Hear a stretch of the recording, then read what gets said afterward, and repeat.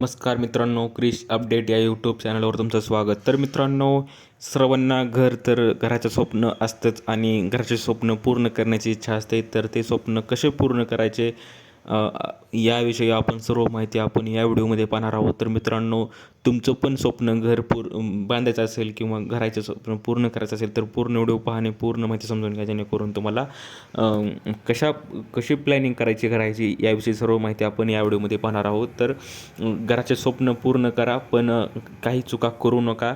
आणि याविषयी पाहूया की स्वतःचे घर असावे हे प्रत्येक कुटुंबाचे स्वप्न असते, पण हे स्वप्न पूर्ण करताना अनेक जण एक मोठी आर्थिक चूक करतात. घर मोठे घेण्याच्या नादात इतके मोठे गृह कर्ज घेतात की त्यांच्या मासिक EMI पगाराचा मोठा हिस्सा खाऊन टाकतो. त्यामुळे गृहकर्जाचा EMI हा मासिक उत्पन्नावर मर्यादित ठेवणे अधिक सुरक्षित मानले जाते, कारण घराचा हप्ता भरल्यानंतरही कुटुंबाला दैनंदिन खर्च, मुलाचे शिक्षण, विमा, गुंतवणूक आणि आपत्कालीन निधीसाठी पैसे आवश्यक असतात. EMI खूप मोठा झाला तर आर्थिक स्वातंत्र्य कमी होते आणि अचानक आलेल्या संकटात अडचणी निर्माण होऊ शकतात. याशिवाय नोकरीतील अनिश्चितता आणि वाढती महागाई व आरोग्यविषयक अनपेक्षित खर्च याचाही विचार करणे गरजेचे असते. किती असावा EMI? तर एखाद्या व्यक्तीचे मासिक उत्पन्न 1,00,000 रुपये असेल तर आदर्श परिस्थितीत गृहकर्जाचा EMI सुमारे 30,000 रुपयांच्या आसपास असावा. यामुळे उर्वरित उत्पन्नातून इतर आर्थिक उद्दिष्ट सहज पूर्ण करता येतात. तर आपण पाहूया मित्रांनो, गृहकर्ज कधी परवडते व 4 मुद्द्यांमधून समजून घ्या. तर जे तुमचं होम लोन जे असते ते होम लोन तुम्हाला कधी परवडतं, तर जास्त EMIमुळे बचत कमी होते, हप्त्यावर जास्त रक्कम झाल्यास, खर्च झाल्यास आपत्कालीन निधी, विमा आणि गुंतवणुकीसाठी पैसे उरत नाहीत. बँक जितके कर्ज देईल तितके घ्यायचं आणि योग्य असेल असे नाही. तर कर्जपात्रता आणि प्रत्यक्ष परतफेड क्षमता यात फरक असतो. निर्णय स्वतःच्या बजेटनुसार घ्यावा.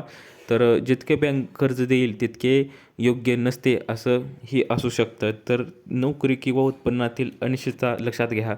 भविष्यातील आर्थिक जोखीम लक्षात न घेता मोठा EMI स्वीकारल्यास अडचणी निर्माण पुन्हा होऊ शकतात. म्हणून तुमची पगार आणि तुमची नोकरीवर किती डिपेंडंट आहात ह्यावर हे तुम्ही अवलंबून तुम्हाला राहायचं आहे. घर खरेदीसोबत आर्थिक सुरक्षितता ही महत्त्वाची आहे. महत्त्वाचे घराचे स्वप्न पूर्ण करताना किमान 6 महिन्यांचा आपत्कालीन निधी व नियमित बचत कायम ठेवणे आवश्यक असते. आणि 85% कर्जदाराचे हप्ते 40%हून अधिक आहेत.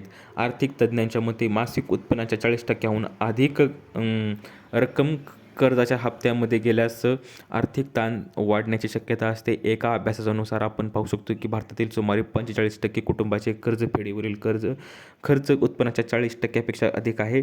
तसेच आर्थिक अडचणीत सापडलेल्या कर्जदारापैकी 85% जणांचे हप्ते उत्पन्नाच्या 40%हून अधिक असल्याचे आढळून आले आहे. त्यामुळे गृहकर्ज घेताना बँक जितके कर्ज देण्यास तयार आहे त्यापेक्षा आपण प्रत्यक्षात किती हप्ता सहज भरू शकतो याचा विचार कर्जदारांनी करणे अधिक महत्त्वाचे मानले जाते. तर मित्रांनो, तुमचं जर घर बांधायचं स्वप्न असेल, घर होम लोन काढून करायचं असेल, तर ह्या तुम्ही टिप्स आणि ट्रिक्स नक्की वापरा, जेणेकरून तुम्हाला एकदा लोन काढल्यानंतर तुम्ही अडचणीत येणार नाही. तर दिलेली माहिती समजली असेल तर व्हिडिओला लाईक करा, जास्तीत जास्त शेअर करा, चॅनलला सबस्क्राईब करायला विसरू नका. तर भेटूया पुढच्या व्हिडिओमध्ये अशाच एक अपडेट घेऊन. तोपर्यंत धन्यवाद.